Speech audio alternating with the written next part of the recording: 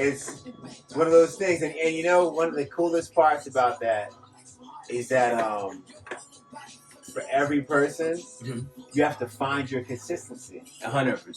You can't be like, you do this, like consistency is this. Like, it doesn't work that way. Nah, it's got to fit your schedule, your mode, or whatever you got to figure out what it requires self-determination. Hell yeah. Hell yeah. Are you ready or how? Like, I'm always ready. All right, bet. Shit, let me get the question. Black. Yo. My guy, man. Yes. I just want to start off and say thank you so much. Thank you. For sitting down with me, or rather standing up and inviting me into this establishment, man, to sit and chop it up with you for a little bit. I appreciate it. Why don't you go ahead and introduce yourself, bro? I am BlackLiq, rhymer extraordinaire, apparently, student, teacher, DJ, artist, MC, lyricist, public speaker, doer of things and thinger of do. And I'm sober. 8 years. Hey! Yeah, 8 years. And me and this guy have been in the trenches. No doubt, been in the trenches. No doubt, man. Yeah. 8 years, that's a hell of a run, man. Oh, it was a hell of a run, and it was a hell of a walk, and it ended up being a hell of a crawl. You know what I'm saying? Oh, man. You know, so we all here to talk about sobriety. Mm-hmm. You know, the hopes to get your story out there and give back, man, and inspire some people that's in that struggle that might not be able to see their way out in the moment. I can understand that Cool. completely. That's what it's about. You know what I'm saying?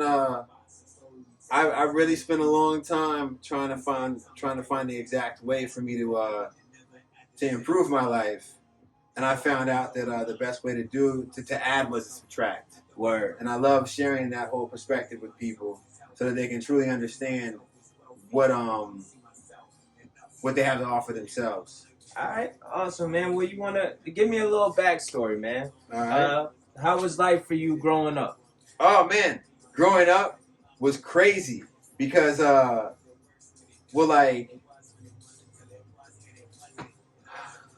pops was an alcoholic, right? Mm-hmm. But also a workaholic. So you have my pops always, like, he might be up all night drinking and he'll pass out, and we're living in hotels, we're going across the country, and he's chasing this work, right, in telecommunications, because he's a fiber optics installer, amongst other things, and all within the field. And he was really hard on us in a lot of ways, but he was super hard on himself. So it was like, yo, how do I see this for myself working? And as I watched him succeed, it always came at the cost of his sanity by him drinking. And, you know, he wasn't drinking for fun. You know what I'm saying? Mm-hmm. So, like, I was given an example earlier on of excellence, but also the price that comes with a lack of limits and the escape, because you either go too deep or you go too far away when you're trying to avoid whatever it is within you. And my father's upbringing, his dad killed his mom in front of him when he was a kid, like super young, like a toddler, and he was raised by other family members. And you know, we had family in New York. He grew up in a really hard area, and he was in the military. Like, he just had lots of hard experiences. My pops is a warrior, but that doesn't change that he had his demons. And alcohol, you know, the military is what really put him on to that. And you know, he was a medal holding gymnast as well. And you know, he had discipline always. And discipline and intoxicants, or discipline and addiction, is a dangerous combination, because that means high functioning. So I got to watch all that, and I never was really into, like, yo, I'm gonna drink and smoke. I didn't really care. You know what I'm saying? Mm-hmm. It wasn't necessarily my thing. But my brother, I watched him. I have an older brother, James, and I watched him have his own version of it. My mom was somebody who just never, like, my mom could drink all night and never be bent. So it's like she never really drank anyways. My mom didn't have much of an addiction or like an addictive personality. And so I used to always like watch these different personalities as I was growing up. And, you know, I started drinking and almost died one time when I fell off a front porch. My man was strict, rest in peace. I fell off the porch. His mom saved my life. You know what I'm saying? I woke up in the hospital with a catheter and I lost my Dolce & Gabbana glasses. And it was a situation I'll never forget. I went home and my dad told me, like, Strick is all upset because he's on grounding for like months. And my dad was just like, you scared me, you almost died, don't ever do that again. And I wasn't on punishment at all. And that gave me the choice to have discipline. And so I didn't drink for years after that just because I didn't like the taste. Right. But I did smoke weed, you know what I'm saying? I was smoking always because I was raised in a house where weed was cool. And still, if you're going to do anything, the safest drug you could do in this world, if you want to call it a drug, is weed. Right. Because it's like that Dewey Cox thing, you know what I'm saying? There's no dangerous side effects. No, you don't want no parts of this. But I learned, you know what I'm saying, early that there are things that will magnify the holes inside of you. And that was my upbringing. And eventually, you know, my father got incarcerated. There were more drugs involved with that. He maintained his innocence, but he still got charged and convicted for a first-degree murder right in front of me. Not the murder, but the sentencing. And my brother, he wrestled with all forms of addiction, you know what I'm saying? Like pills, like cocaine. My friends hooked on opiates, hooked on cocaine, hooked on Xanax, all these different things, man. And I just constantly watch people lose themselves to something.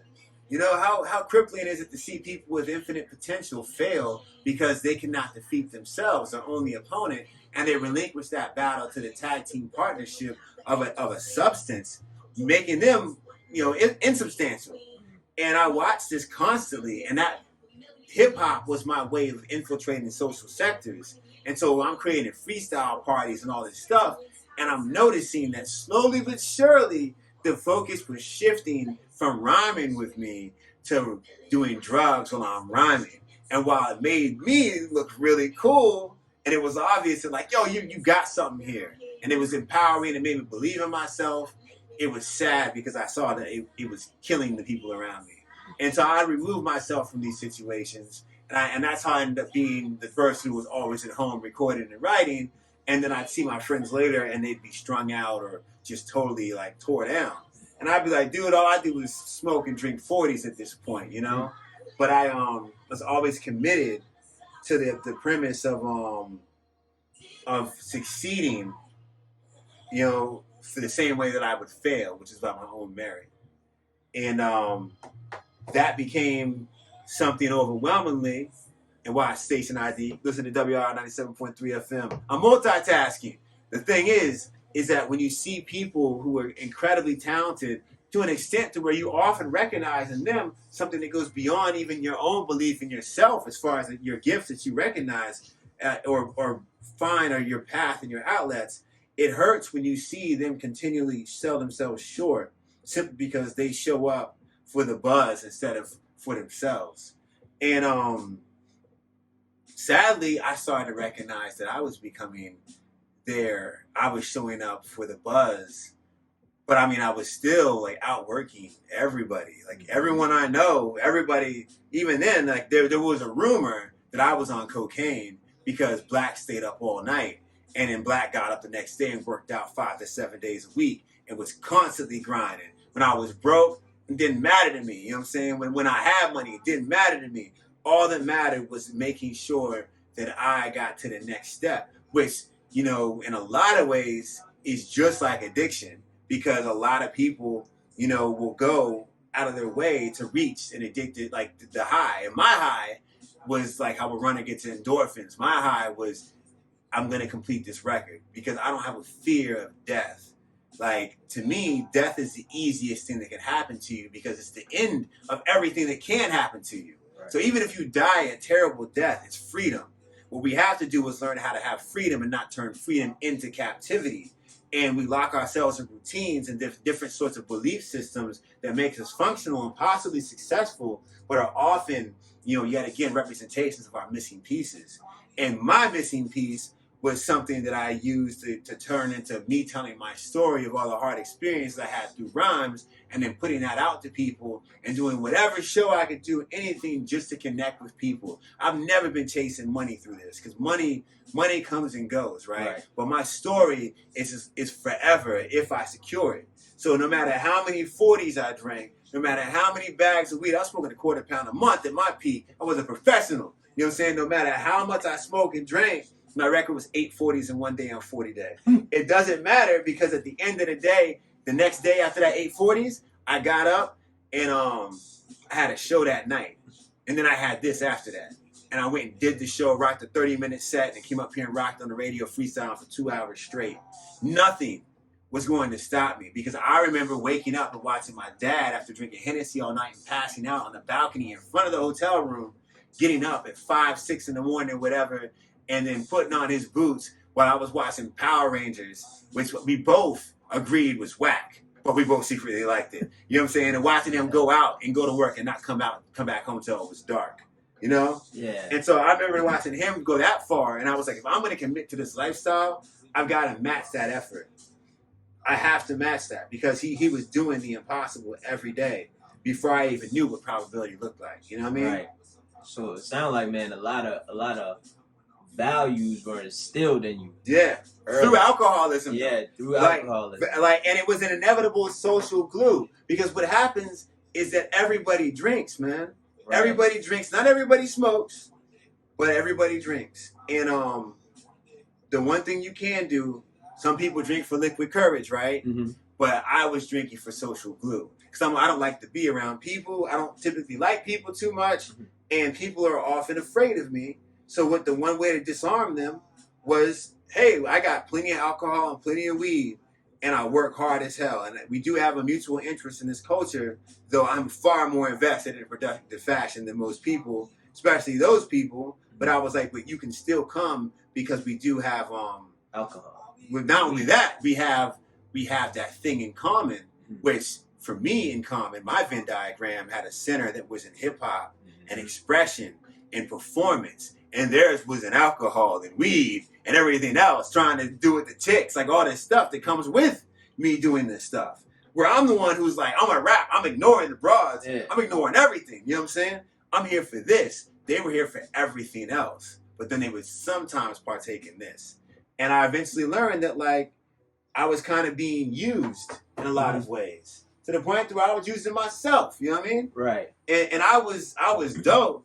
But at the same time, man, you start to notice things. So what do, man? What do you do when you notice things? And your value is based on, from when you're growing up, your values are based on identity, on recognizing your value as an individual and the contributions that you make to any situation, not being somebody who's a liability, but a true asset, if not a provider. And then what do you do when you recognize that the people around you are falling into derivative cycles where they'd rather go ahead and do what's been done than continue to do the one thing that's never been done, which is be themselves, because we are all creators. You know, what do you do when you find out that a glass ceiling is showing up in the form of a glass bottle? You know what I'm saying? What do you do about that except figure out a way to break out of it? But then what happens when you realize that everybody around you is there for that? They love you and they love what you're doing, and their presence makes what you're doing bigger. You know, I was in a situation where my popularity just continued to grow over and over again, rampantly, because of the fact that I was this aggressive performer that melts over faces, and I was throwing the shows, and I was doing this. I was at the National. I'm opening for Snoop Dogg. I'm opening for DMX. I'm opening for Bone Thugs. Fabulous. All these different things are lining up. You know what I'm saying? Fabulous. I did sober, actually. But everything was lining up, and it was like, I'm working hard as hell, and you guys are just wanting to get a shot at it. You know what I'm saying? Like, you guys just want to have a chance to be around it. You never want to be it. And then, you know, comes the other side of it, which is, what if that is being it, and being any other ways than to keep me around it? You got to decide. And I was like, well, I don't want to be that. You know what I'm saying? I know people who have success and are sad. You know what I'm saying? And most of it is because of the fact that they don't have the freedom of choice, of personal space, of the ability to just be who they are and not need anything else. Like it always feels like they gotta have something else. They gotta have more and more, man. And that's what happens. That was what happens to a lot of people. They get stuck in that cycle, and it's self-destructive. And sadly, I got to that place, and I used people, I used women, I used success, I used intimidation, leverage, I used self-destructive challenges to where I would challenge somebody to something, knowing that they weren't capable of meeting my effort, yet also knowing that that would enable me to go ahead and push myself and indulge in rampant extreme ways. And that would give me access to my talent, and it would be something I get accolade for or whatever, but I would crush them, you know? And I chew them up and spit them out. And I don't run around saying I'm a good person. I tell people all the time, I'm still a pretty bad person. It's bad. I do bad things all the time. But at the same time, at that point, I was definitely in a place where I was a toxic element. And, you know, one of the things I discovered in 2020 especially is that being strong doesn't make someone else weak. And my strength often came at others' weaknesses. I got told one time by this chick, she's like, you need to realize that people are afraid to talk to you because you're tall and you look down on them when you talk to them. And not just because of your height, because of where you are. You're all the way over here already. And they may not be comfortable being over here to get to know you. And you want to bring them to where you are. But you're so on fire all the time. And you're screaming down at these people thinking you're having a calm conversation. You're drunk out your mind and high as hell, but you don't forget anything. But most people get drunk and they forget things. You know what I'm saying? And I was really big on principle-based discussions, would allow me to have the same conversation with anybody, because when it comes to principles and values, it cannot be that complex, because we're operating in the realm of understanding.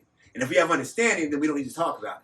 So if we did talk about it, I know what we talked about. You know what I'm saying? And next time I see you, you know what it is. You know what I'm saying? Otherwise, you ain't going to be around me. And if you aren't, I'm going to embarrass you. I'm going to crush you. You know what I'm saying? Because I am built on these things. This was like an actual personality complex that I was utilizing a lot to succeed. And I built a lot of dope relationships. I did a lot of crazy things. But the cost just got higher and higher, man. And I started getting to that Nicolas Cage leaving Las Vegas phase, right?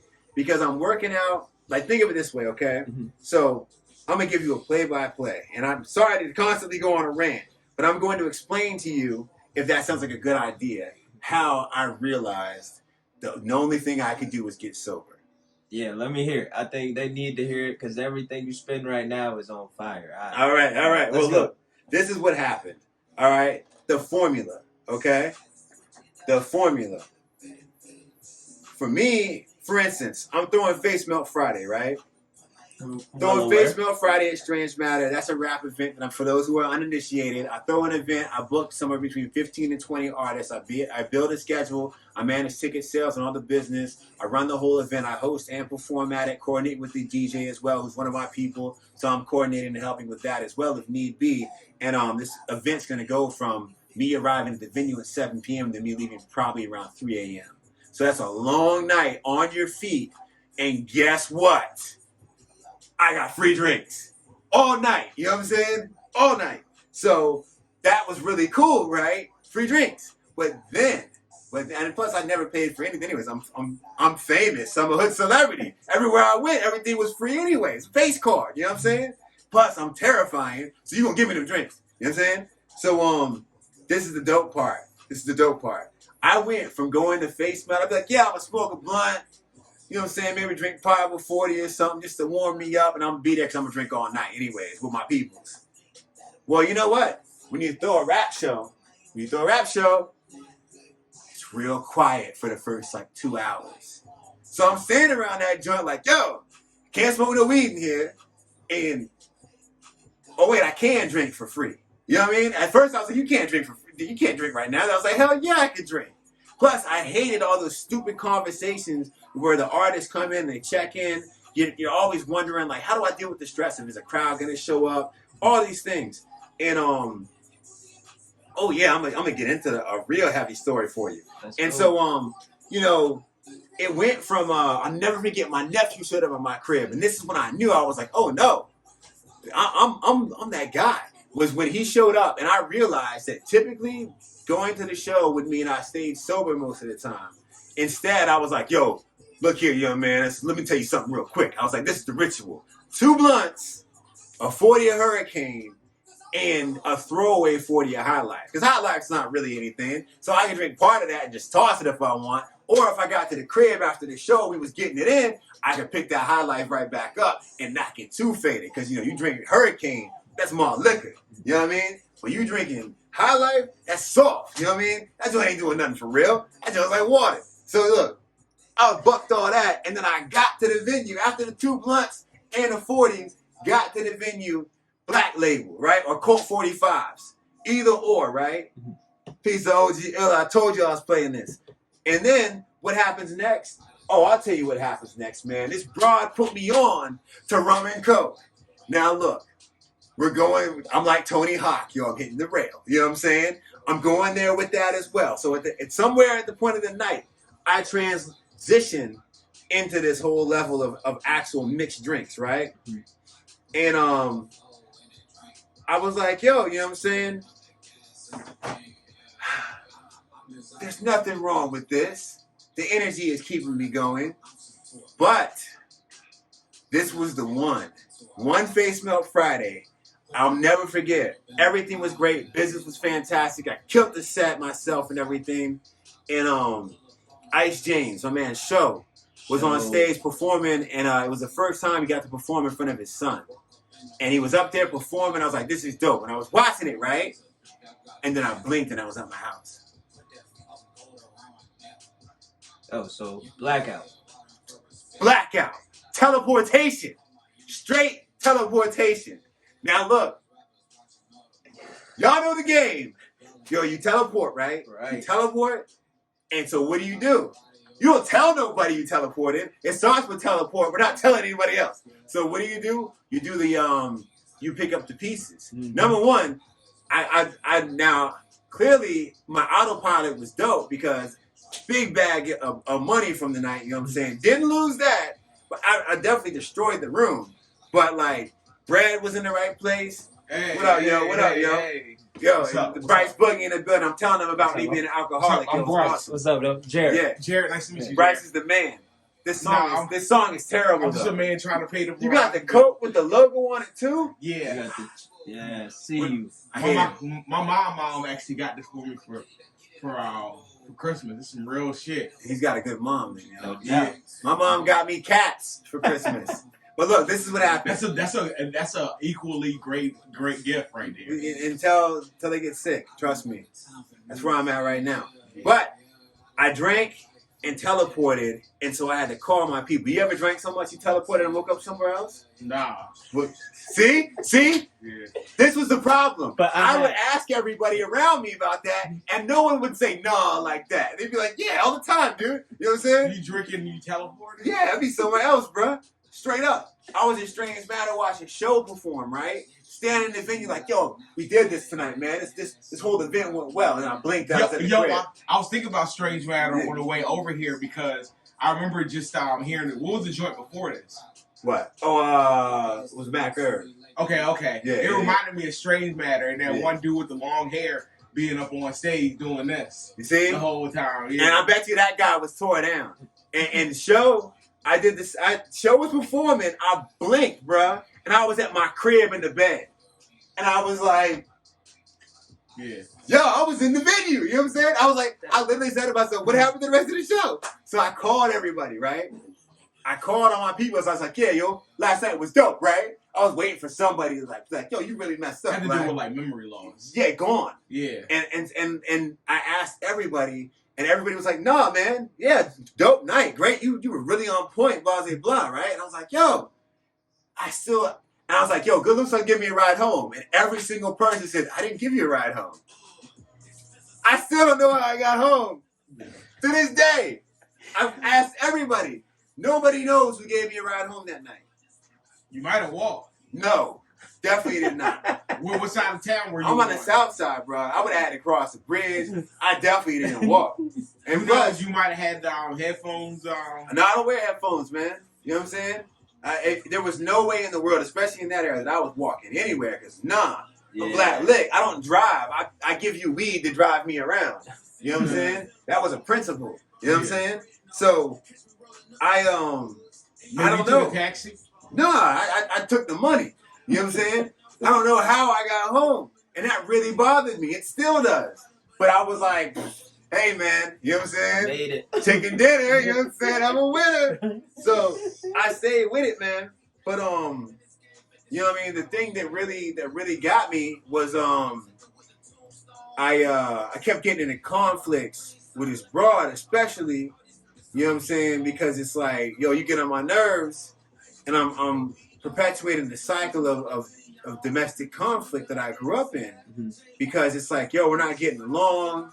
You know, you drink too, but like, I drink. Like Cash Money Records motto was to drink till you throw up. You know what I mean? So I didn't really throw up that often. You know what I mean? But I drank so much that everything involved drinking. And then when I was really, I didn't have a job. I don't think really. I mean, I was teaching, but I mean that was paying really well, and only required like a day out of my life. So like the rest of the week was all rapper life. You know what I'm saying? And I got rapper weed. I got rapper alcohol. I'm wrapped up in the lifestyle, man. And so I would just drink and smoke all day, and I kind of became a really difficult person to be around. But I was like, yo, like, I want to work. That's all I really want. You know what I'm saying? But you fight, and you start to go through the list of all the different things. Like, you know, it's her fault for this. It's her fault for that. But then you have to stop and look at yourself and be like, wait a minute. Maybe, just maybe, all these things have to do with me. You know what I'm saying? Yeah. And I remember one time I was up here freestyling, and Sleeves was freestyling. Rest in peace to the Heavenly Devilish. And he said, stay slizzard like Black Liquid. And I was like, it's a hot line, but I was like, Black Liquid stay slizzard? Yeah, I was like, oh man. You know what I'm saying? But I feel like throughout that whole time, though, even with my cup, because we were at not WRR, but back when we were at WDCE, and I remember I had you as a guest on my show. Yeah.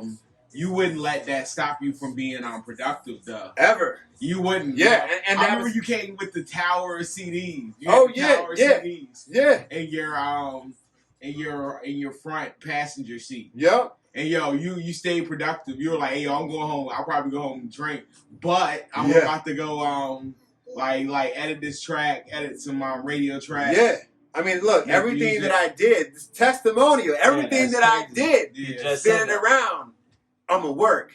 And so I didn't have a problem. I always told people you don't have a drinking problem until you have a drinking solution. And for me, drinking was like a score to a movie. You know what I'm saying? Like you watch a movie without the score and it just doesn't feel right. You play a PlayStation game or something and the music cuts off, it doesn't feel right. So for me, smoking and drinking was that. But then I started getting like the Nicolas Cage acid reflux. I started keeping the Tums. I went to the rap battle of Bravo versus Moon, and this was another definitive moment. And I was making a Colt 45 blast right there on the bottom on the street real quick. I bucked that joint, right? And it made me feel terrible, right? And then I got in there and Swerve was like, what's up, Black? And I bought him a drink, and I had me a drink. I had like another mixed drink. And I just remember, yo, I don't even feel good. You know what I'm saying? Like, I got between me drinking like Monster energy drinks and stuff like that, and having this underneath skin like heat, and then like the weird sweats that come from like being so deep in the alcohol game. Right. You know what I mean? All these things just were adding up, and I was like, yo, this is getting bad. And then I got super drunk with the chick and my peoples. I got super blasted. We had some sort of beef that I can't even remember, but we had a trip we were going on to Puerto Rico, right? And this chick was like pushing, you know what I'm saying? And I was like, listen, you know, you don't know what I used to do to broads just like you know what I'm saying? She do a lot of bad things, and I'm trying to be a good person here, you know what I'm saying? And I said, again, the limitation is upon myself. And while she would try to push that, like, do it for me angle, I was like, I might lose you. I might lose everything. But I'm going to do it on my own merit. So I made the silent bet. I said, if I go to Puerto Rico and I teleport, then despite the fact that 40 Day was a week after that trip, right? And 40 Day was we celebrated productivity, my intense work ethic, for those who don't know. And it sounds ridiculous, but we used food stamp cards that I had. I had 2 food stamp cards, and I didn't eat food really, so I would ball out, do a massive cookout, and you wouldn't be allowed to come to my house unless you came and drink 40s. Not 40, 40s. And it was all day. Wow. And and it was on a Friday. That's 80 ounces. So that would mean I would work out before it, because Friday was a workout day. I'd work out, and they'd be like, all right, y'all, it's 40 Day time. And I drink all day. That's how I ended up drinking like 8 of them. You know what I'm saying? So I was like, 40 Day is like 2 weeks after this trip. So if I go on this trip and I teleport, then I'm going to quit drinking, right? And we went on a catamaran boat, whatever it's called, catamaran, whatever. And yo, they said, we have a special drink called a painkiller. And then they were like, we've also got we've got rum too. And I was like, yes, you do. And I'll never forget standing on that boat. And I looked at him, at the dude on the boat, and I said, yo, let me tell you something, yo. I was like, you ever heard of Richmond, Virginia? And he was like, no. And I was like, nigga, I'm from Richmond, Virginia. I'm about to show you how we do in Richmond, Virginia. And then it's just a lot of different random things. You know what I mean? I'm out there, you know what I mean, like beach mode. You know, I'm in some shorts, you know what I'm saying? Been up, right? And talking to some old broads or something that were all like, you know, hey, you know what I mean? And I didn't realize it. And then my homegirl, her peoples, they get blasted too. So now she's the only one who's pacing. And we're just like going like, you know, reckless abandon mode. You know what I mean? I remember eating sandwiches. And then I remember we went to one island. And I remember her girl laying on the water. And she just pretty much blacked out and was just floating there. And I was like, yo, we're finally making progress. You know what I'm saying? We're just getting started, right? And then I blinked and I was at a convenience store. And I was like, why am I in a convenience store? And then I blinked and I was at the hotel. And then I sensed the anger around me. You know what I mean? And I was like, oh. I found out they had like eight gallons of rum on that boat. Between me and everybody else, it was the first time they've ever had the boat be drained. Damn. We killed it. Killed it. So you teleported. Oh, I teleported. And I sat on the side of the pool. And everybody was all mad at me. And I looked at my homegirl's brother and I said, look, man. I said, I need to smoke me some weed, bro. And he was like, cool. Highly functional, mind you.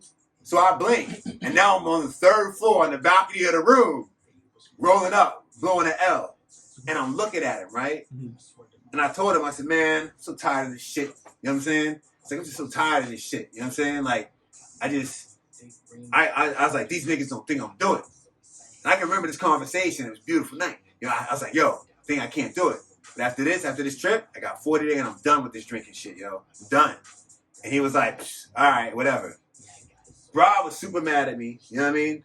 And I was like, I remember knocking on the door and not being able to form a sentence to explain to her what I was going through and the change I was going to make. And so I wrote something down on a piece of paper and slid it under the door. And then I had this intense vision of flying off of a boat face first in the water. And I heard a splash and I woke up and it was the next day. Oh, shit. And then I woke up and I was like, where am I? You know what I'm saying? I was like, I'm at the hotel. I was like, man, that must have been a really bad night. For them, not for me. You know what I'm saying? But I remember the conversation and I found the note. And the note was in another handwriting. I was there, bruh. I was there. I remember writing a note, but the handwriting was nothing like mine. And I was like, this is like getting to a place. You know what I'm saying? I've already got acid reflux, taking Tums. You know what I'm saying? I'm already I'm already out there. And I was like, this is it. And so I didn't tell them. I just did it. You know what I'm saying? We got back to Richmond. I remember drinking at in the airport because I was like, I gotta fight. When we left, I was like, I gotta fight this hangover that's on me. Mm-hmm. And so I remember drinking at the airport and being hungover on the plane, and I watched Hunger Games with no sound on somebody's screen. Imagine that with a super hangover. And I sat there, and then we landed in Richmond, and I was so happy to be back. I got some McDonald's, and I just said, you know what, like, yo, I'm gonna go. And then 40 day came, like, cause 40 day, you gotta train for that. So I kept the alcohol going, kept my hot flashes going, all that stuff. Extremely dehydrated all the time, and I remember on 40 day night, man. I was sitting there, my man Barnes, a.k.a. Slug, and Suit. My man Suit. They were pushing each other, tussling on the couch, right? I was 4.5 40s in. And I looked at the 40, I looked at my mom's, I looked at the house, and I put the cap on and said, I'm done. And I ain't had a drink since. And let me applaud you, man. Yeah, I stopped right there. That sound like your U-turn moment hit you. And you stuck true to the promise that you made. Because the thing was, the conflict that arose in my mind was, who do I owe it to finish this 40 that I have right now and drink the other 6 that are in my fridge? When I'm going to quit? No one. Right. I was like, I'm going to quit.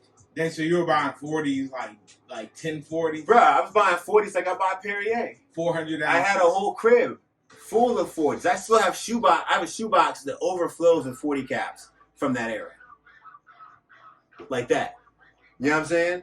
And I did that, you know what I'm saying? I did that, and it was you could tell that you were definitely drinking 40s back then, because I feel like just now, like back then, like I remember just looking at you just from just like footage and stuff. Like you could tell by just like, I guess just like the structure that you were like drinking 40s.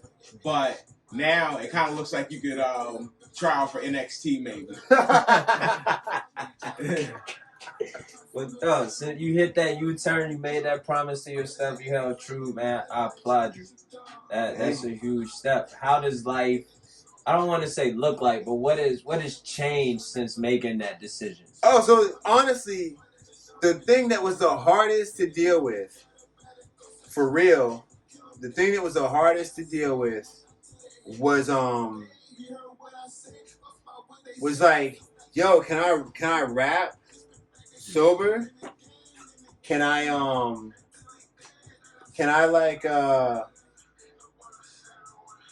still do everything that I do when I'm not doing any of this anymore? And also, like, being around people, I just hate people. So, like, you know, I was like, I cut my hair, and I was like, yo, you know, I'm gonna cut my hair, and I'm gonna do this rapping stuff, and the thing that got me was being here, freestyling in this place. I can still remember that first time I freestyled sober, and everybody who knew that I was there sober, they were like, Black's about to freestyle sober, and I was like, it was no different. In fact, it was comical. I still had that, like, when I freestyled, it's a trading of senses. It's kind of a out of body thing, an existentialism. You know, that's what keeps me, and I just really channel that and grab onto it. And I was still able to do it. It was just brighter, I guess. And like my synesthesia was very, very, it was like I was drinking to dull these overwhelming feelings that I have and senses and these complexes. Like synesthesia is a big one for me. Internal monologue, like Chuck Norris and the Octagon, is another one. Like, there's a lot of things that me just in my line of thought and the way that I think, it's a very difficult thing for me to like to just exist. Like I don't feel like I'm even inside of my own body in a lot of ways, in the sense that I'm like a person inside of a person. And I had to really focus and find a way for me to deal with that. And that was the other hard part about being sober, was there was no way out. When I first quit drinking, I was still smoking weed. And then I found out the other thing is that weed had now become subordinate to alcohol. So weed wasn't really doing anything for me. We went to what do you call it? What's it called? Family and the Machine. What's that group? The Dog Days Are Over. Florence and the Machine. I went to a Florence and the Machine concert, and the weekend opened for them. And yeah. And I went to this concert because I was just so into that song, "The Dog Days Are Over," because I saw it on the New Year's when I was sober, and it felt like I felt that relief, like, yo, I'm really making a turn. So I was like, I want to see these people, and I went to that concert, and I remember it was so hard to go to the concert and be sober. And I remember I stood in the line for the Pepsis, and the girls stood in the line for the alcohol, and I spent like $4 on a Pepsi, and she spent like $2 on a beer. And it hurt, you know what I'm saying? But when the show ended and I was walking back, I was like, yo, I'm not drunk. I was like, I don't have to think about how much more am I going to drink tonight. I don't have to think of how I'm going to keep this going. I realized that I've been going to the buzz. I've been going to shows. And so that was a huge experience for me. And that also changed my perspective in a lot of ways. And then I quit smoking weed when I was running. I was running, and I was like, I can't wait to smoke a blunt. And then I was like, how does this make sense? You run, and then you want to smoke weed. So I was like, what if you just smoke all your weed in the night, or just smoke tonight? So I was going out that night to a show. So what if you smoke your weed in the night, and then after the night, you just stop? I was sitting on like 1.5 ounces, and I was like, just quit with a bunch of weed in your stash. Who cares? You know what I'm saying? And then I did. And it was weird at first. And I mean, to this day, after it being 8 years, because I quit on September 14th, I quit drinking. And then on November 14th, I believe, I quit smoking. And still to this day, if I were to eat a meal, I still feel like I'm supposed to roll a blunt afterwards, which is crazy and sad. But you've done it. Oh, I did it, and I didn't necessarily have the urge to smoke so much as it was just another way for me to turn off everything. I can't sleep, you know what I'm saying? I have all these things, and so the reason I bring all this up is because sobriety doesn't make life easier, but it does give you the opportunity to escape the predictable negative patterns that you've created to suffer your way through life as survival. I no longer have to think, well, damn, you know what I'm saying, I'm going to wake up hungover tomorrow, you know what I'm saying? Who knows what will happen? But I found that to be strangely exciting, that I no longer am going to be guaranteed to be all messed up tomorrow, that I don't have limitations like the people around me do because everybody else is doing something, and I'm the one dude who's like sober. The only limitations I have are the ones I impose upon myself. Dangerous place to be sometimes, but still so far less harmful. And so I always tell people, I added to my life by subtracting. Right. And that's what makes it worth it, because when you no longer need something, you realize chances are all you really ever did was want it. And chances are the thing that you wanted wasn't even what you were getting. And so what I wanted was to be free.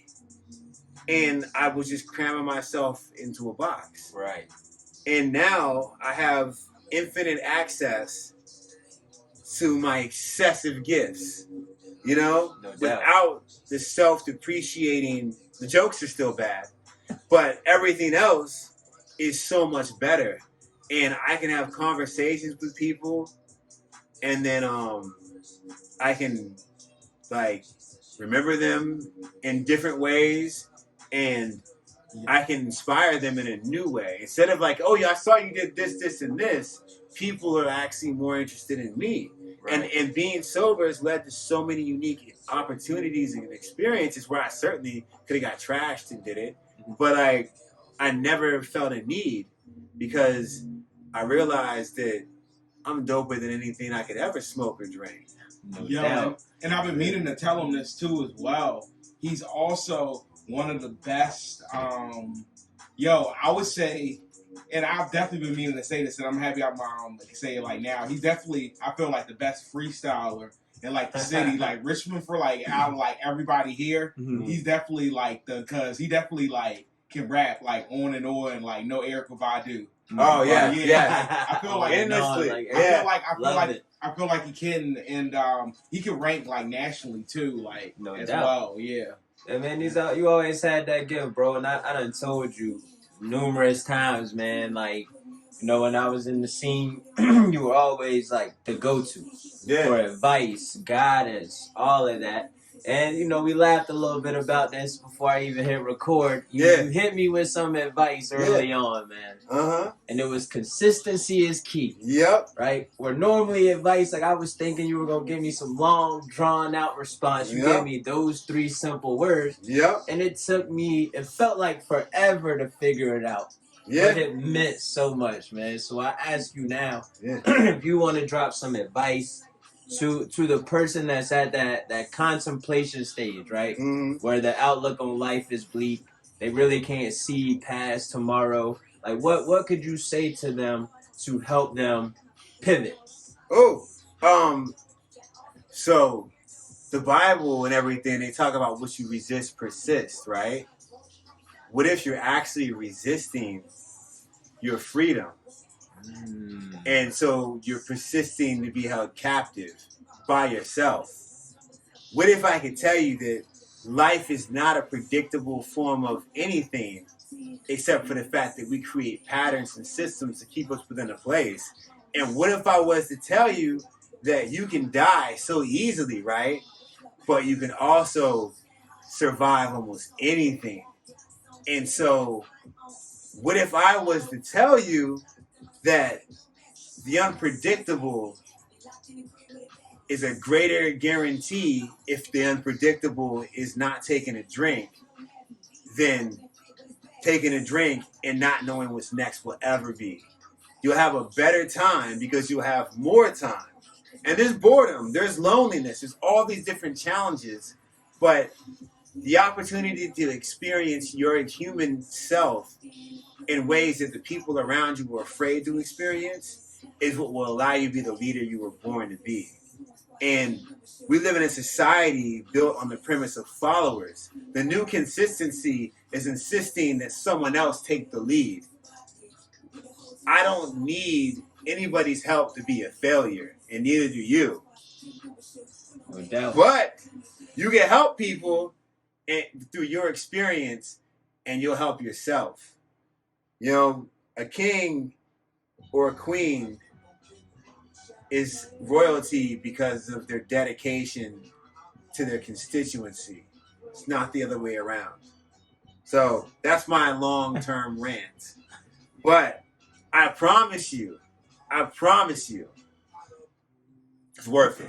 So worth it. I get to do anything, man, whenever I want. Sometimes I work out at midnight and go for a run around my block at 1-something in the morning. I can sleep 4 hours a night and get up and feel like I slept 8 hours a night. I can drink water. I couldn't drink water. I can drink water. And I can decide instead of having the night be committed Don't forget about a terrible outcome. Right. Dude, no doubt, man. Greatly appreciate you saying that, man. This story, hearing it, right? Because I've known you for a while, and that's the first time I've heard any of that, man. And you've always inspired me. Yeah. But now it's still inspiring me. You feel me? Yeah. So I appreciate it, man. I know before we started this, you were telling me about some things you're working on. Mm-hmm. You got some plans set in place. Why don't you let everybody know and then how they can reach you as everything unfolds? Everything is all the same. It's all BlackLiq. You know what I'm saying? I'll never be lacking despite my IQ. And that's all the social media pages. What I do is I do music. You follow me, you find out that I do a whole bunch of stuff. Even BlackLiq.com, you'll see my expansive discography. But the fact of the matter, and what does matter according to these facts, is that you utilize that opportunity to contact me so that we can have a discussion. I don't need you to follow me. I don't even really care whether you listen to my music or not. But if I can help you listen to yourself through anything, whether it be one of my posts or through a DM conversation or something like that, then that's what I'm here for. I have too many friends who have died simply off of the stupid premise of pride and self-defeat. I cannot allow you, if you engage me, to ever see that as the end. So I encourage you to contact me for a beginning. No doubt, Black. Again, bro, I appreciate this, man. Much love, much success to you on your it's journey, already brother. happening. It's all happening. Word to Justin Hunt. No doubt. Thank you, brother. No, thank you, man. Toodaloo. Watch out for the devil.